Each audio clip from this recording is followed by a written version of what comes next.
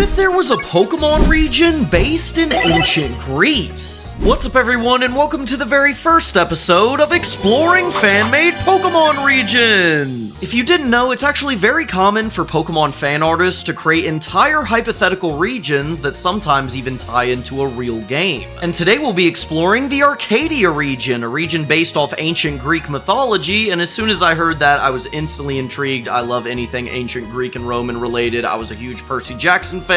All that stuff is just super cool to me. And before we get started with today's video, I did just want to remind you of a couple things. If you end up liking today's video, make sure to hit the like button and subscribe, but more important than supporting me is supporting the artist of this fan-made region. Their name is trainer_mats on Instagram. They'll be linked in the bio. You should definitely check them out and explore this region for yourself because it is awesome. And with that out of the way, let's see what the gods have in store for us in the Arcadia region. Okay, so this region starts out like any good region should, and that is with the starter Pokemon. As we can see here, all three of the first stages have super intriguing designs. The first stage of the grass type starter appears to be some sort of baby deer. The first stage of the fire type starter looks like a baby cow. And the first stage of the water type starter is probably the most interesting out of the three because it looks like a small shark. Now, I think at this point, I'm definitely going with the water type starter. I just have to see how it evolves, but who would you pick? Comment down below before I show you how they evolve. We'll start with the grass type starter, and the first stage is named Fawnee, so clearly it's based off of fawn, a baby deer. It evolves into Fawnade, which is now bipedal, and appears to have ripped off one of its horns, and it's now holding it like some sort of dagger, which is straight up metal. Now, the final stage is grass fighting type, and now it looks like it's turned its horns into a straight up bow and arrow, which makes sense because its name is Artemir, so clearly that's a reference to Artemis, the Greek goddess of the hunt.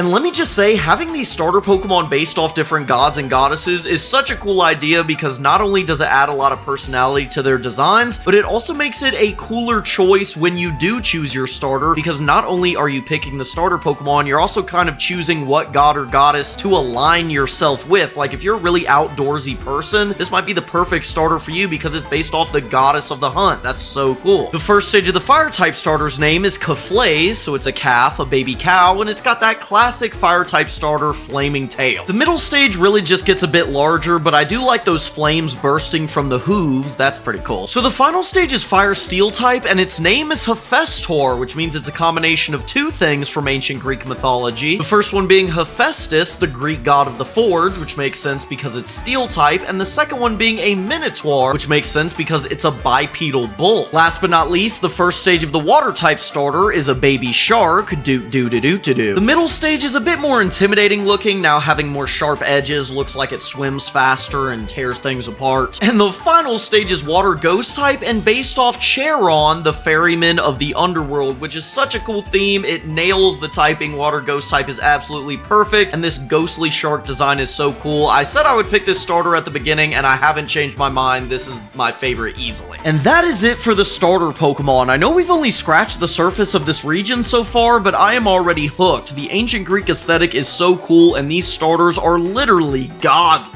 But of course, every region is more than just its starter Pokemon, so let's explore deeper into it and look at some of the regular Pokemon that you would find across the region, starting with the first stage of the regional flying type, and this thing is absolutely adorable. Its name is Chirpet, and it's just so round and likable. Any Pokemon that looks like this is instantly adorable. I would catch one for sure. The middle stage's name is Chick Kick, which is a pretty funny name, Chick and Kick. It's also flying fighting type, which is incredibly unique, especially for a regional bird. We've never seen that on one of them before, although I do think Staraptor should have been that typing, especially because it got access to close combat and stuff like that. I don't know, I've always thought that. Is that a hot take? The final stage's name is Harpyzar, which is interesting because harpies are servants of Zeus in Greek mythology, and I was thinking it'd be cool if, to reflect that, this Pokemon had a signature ability where it gets like stab bonus on electric type moves or something like that. Just something to incorporate the Zeus energy to this Pokemon would be really cool. Or maybe even a Mega Evolution that becomes part electric type. That'd be sick too. This is the first stage of the regional bug type, and it's nothing too crazy, and you might think its name, it would be pronounced something like Lurbug, but I actually think it's Liarbug, because its evolution appears to have a string instrument built into its body, which makes for an incredibly unique design. And I can definitely see it having some sort of signature ability or move involving music. Maybe it's really good at putting the opponent to sleep or something. That'd be awesome. Zeouse is the regional Pikachu clone. I believe it's based off a field mouse, and I'll be honest, y'all, I'm not a big fan of any of the Pikachu clones. This one's certainly charming and does what every Pikachu clone does, but I don't like any of them, honestly. Sheepur is a grass normal type, and I like the look on its face. It's trying to be intimidating, even though it's very clearly small. Its evolution is Flearies. It's now grass rock type, and clearly it's based off Ares, the god of war, and I'll be honest, this is not what I was expecting for the Pokemon based off Ares. It's a little too calm, in my opinion, even though the design is really cool. The, like, wool armor and the wraps around its legs are certainly very interesting. I just expected different for Ares, I guess. This Pokemon is one of my favorite from the entire region, Leoxin. It's based off a Chimera and its dark poison type, which first off is super underrated typing. It's only got one weakness, dark poison type, super underrated, but this design is so cool. It's so cute, but the little X factor of like the snake tail just makes it so interesting. Because when it evolves, the main part of the body becomes larger and more intimidating, but so does the snake that's on its tail, which makes for such a cool design and the perfect representation of a Chimera for a Pokemon game. This Pokemon's pretty weird. Its name is Balantur, and it's based off balancing stones on top of one another, and at first I had no idea that that had anything to do with Greek mythology, but I looked it up, and apparently balancing stones has a lot to do with Hermes, because it's used to like mark destinations and stuff like that, so that was really interesting. I learned something. Its evolution is even weirder. I think its name is Librabium or something like that. I don't know, it's got like a very natural but weird look, kind of reminds me of Clay Doll in that way. It's got like an interesting aesthetic. The best word to describe this next Pokemon is iconic. This first stage just feels so right. I can easily see this being the mascot of the entire region. Clearly it's based off of Pegasus, but again, this design is just so clean. And the evolution is so good. It's flying electric type, and it has this awesome color palette with these light blues and yellows. I love it. I feel like everyone would. This would be like the Growlithe and Arcanine of these games, just a Pokemon that nobody can hate on. Okay, these Pokemon are getting really good now. Adacor, it's a pure ghost type, and it's clearly based off gladiator weaponry, and I can already see the backstory of this Pokemon being like a slain gladiator that still wanted revenge, so it possessed its old armor and swords. That's so cool. I feel like that has to be the backstory. With the middle stage, we see the swords get bigger, and the final stage now has 4 swords, this gladiator helmet, these ghostly chains falling off of it. It's sick. Reminds me a lot of Aegislash. And as if it couldn't get any better, there's actually an alternate evolution path to this Pokemon, so this is like a different version of the first stage where instead of swords, it's got shields. The middle stage, Fantagius, again, has larger shields. And surprisingly, I think I actually prefer the defensive final evolution as opposed to the offensive one because these shields just look so cool with the glowing eyes and the spikes. It's perfect. And you know where these Pokemon would have been really good? Pokemon Sword and Shield, like a regional exclusive or something like that. That would have been awesome. This is the first stage of a Pokemon that's clearly based off Medusa. Its name is Medoot, and it's fairy poison type, and there could not be a better typing for a Medusa-based Pokemon. That is spot on. The middle stage is named Gorgodal, so it's a combination of a Gorgon, which is what Medusa is, as well as high fashion models, which is actually really interesting. And when you think about it, that makes a lot of sense. There's a lot of similarities between Medusa and high fashion models. They both have like a stone cold look on their face, and their hair is like of high importance. It makes sense. And for the final stage, I feel like it's begging to have a signature move that turns the opponent into a rock type. That's just a no-brainer. And to make it even better, maybe the signature ability also allows this Pokemon to deal super effective damage against rock types, because right now it's Poison Fairy, which wouldn't do that. Maybe incorporate that into the ability as well. This is the first stage of a Pokemon based off a Griffin, and honestly, I would have loved to see this as the early route flying type for the region, just because it would have been a flip on the traditional theme. Like instead of a regular bird, it's a Griffin. That would have been cool. The middle stage, Griffoon, gets a bit larger and now has these large talons. The final stage is now ground flying type. I absolutely love that typing. Not only is it super cool, it's also super strong, which would make this Pokemon incredibly useful in a playthrough. And again, I wish it was the early route bird Pokemon. Here's a small scorpion Pokemon that has the very unique typing of rock poison. We hardly ever see that typing. Its evolution is Scorelius, and now has these giant pincers that are flat at the end, so it can also use them to walk around. This is the first stage of a very dumb looking fish Pokemon. There's something about the face, it's just stupid. But its evolution, Maritnair, has a very intriguing design. So the top part of it looks like a mermaid, but the bottom part of it looks like a sea monster that's ready to eat you. So like there's storytelling in this design. You can tell the top half sort of lures you in and the bottom half attacks you. Speaking of intriguing design, I'm not kidding. This is the most interesting fan-made Pokemon I've ever seen in terms of an evolution method. So this Pokemon's name is Kitterus, and it's based off the story of Icarus. If you don't know the story of Icarus, basically it's a character whose father made them wings wings because they were trying to fly away from prison, and Icarus flew too close to the sun, that's where that term comes from, and it melted the wings that his dad had made for him, and he crashed into the sea and drowned. And it's like a cautionary tale of not being overambitious. And the way that story is reflected in this Pokemon is with a split evolution, so this is the evolution you would get if you taught your Kitterus the move Fly. And it's supposed to represent Icarus if he didn't fly too close to the sun. However, if you expose Kitterus to a Sunstone, it would evolve into this version of the Pokemon that's obviously a lot more dismal because this is the version of Icarus that drowned. And it's just like, wow, this Pokemon is firing on all cylinders, it's got solid designs, and it ties perfectly into a story from ancient Greek mythology. This is just 10 out of 10, it's so cool. And this region is not letting up the pressure. This Pokemon's also super cool, Dracharge, Dragon Electric type. I love this color palette again, light blue and yellow. The middle stage now has 2 heads because it's based off a Hydra, one of the coolest creatures from Greek mythology, and it's Dragon Electric type. This Pokemon's already awesome. And then Elect Hydra, 3 heads, electric wings. It looks amazing. Nintendo, I'm not saying copy everything this artist has ever made, but copy everything this artist has ever made, please. Here's a Pokemon based off a chariot. That sounds impossible to do, but nope, it's amazing. It looks like an old broken chariot that used its own ghostly aura to form new wheels around it. I don't know how it keeps getting better, but it is. Here's a pretty funny Pokemon, Sticlops. It's a Cyclops with a stick, and again, this Pokemon looks dumb. And its evolution, Cyclophum, now has a giant club, and it's a lot more intimidating looking. It's also ground fighting type. This region has a lot of good ground types. I definitely noticed that. This is the first stage of a Pokemon with a split evolution. It's got a very cool sort of punk rock caveman aesthetic. Its name is Amazurl. Here's the first evolutions. Its name is Amazunt, and it's got like a quick agile look. And its other evolution is Amazulk, which is like the bulkier, slow, more defensive version, I imagine. Here is Sagentar, a more humanoid design, but it's based off a centaur, so it kind of has to be. Here's another split evolution Pokemon, and this one is really cool. Its name is Mythiro, and it has a split evolution based on if it slays a certain monster. By that I mean, if it levels up after defeating the Pokemon based off Medusa, it would evolve into this Pokemon, which is based off Perseus, the Greek mythology hero that slayed Medusa. And if it slayed Nemilio, it would evolve into this Pokemon, which is based off Hercules. And Nimlio is actually a Pyroar convergent evolution that's based off the Nemean lion, which Hercules slayed in his story. And this region is just so cool. The way they're able to incorporate these stories into not only Pokemon, but mechanics within the Pokemon is something that's so cool that we'll probably never see in a real Pokemon game because it's just too cool. Speaking of storytelling in a Pokemon design, this is a regional variant of Phalanx, which is based off the Trojan horse. And by that I mean it literally has another form that's similar to Wishy-Washy's schooling form, where they all combine to form a giant horse. And again, this is such an interesting reference because the Trojan horse was full of Trojan soldiers, and this horse is made out of the soldiers. But it's this next Pokemon that, I'm not kidding, is my favorite Fakeamon design of all time.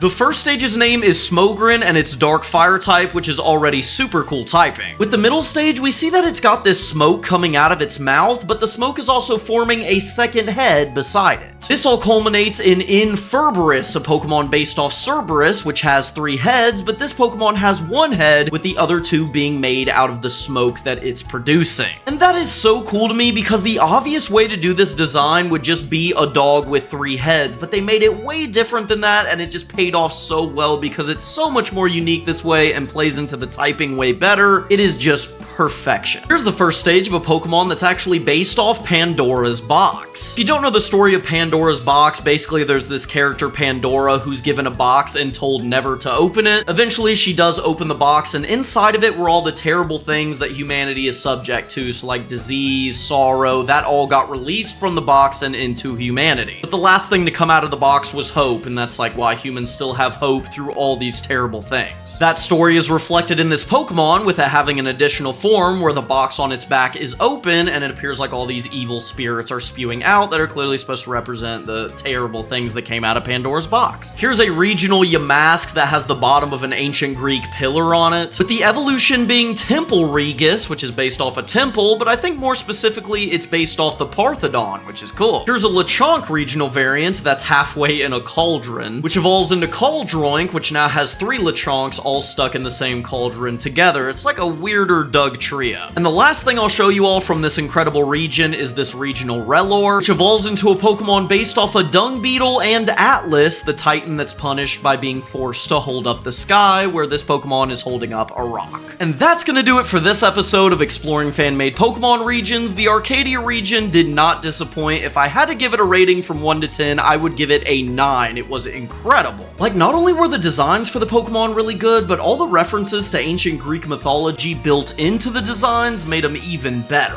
And if you like this fan-made region just as much as I did, make sure to leave a like on the video and subscribe with the notification bell turned on so you don't miss the next episode. And also, super important, make sure to check out trainer_mats on Instagram, who made this fan-made region. It's incredible, and they definitely deserve big ups for this work. I'll see you guys in the next episode. I'm super excited for it, but until then, peace.